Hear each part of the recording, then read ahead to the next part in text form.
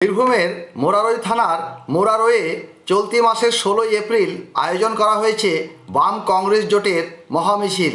আর এই মিছিলকে সাফল্যমণ্ডিত করার জন্য আজ অর্থাৎ 13ই এপ্রিল শনিবার মোরারই বিধানসভার সিপিআইএমের পার্টি অফিসে বাম কংগ্রেস জোটের বৈঠক করা হয়।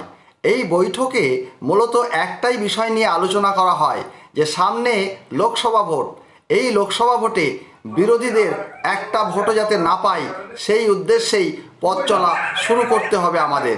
পাশাপাশি এই মহামিছিল সাফল্যমণ্ডিত করার উদ্দেশ্যে সকল বাম কংগ্রেসের নেতা নেতৃত্ব ও কর্মীকে একসাথে সংঘবদ্ধভাবে মিছিলে অংশগ্রহণ করতে হবে।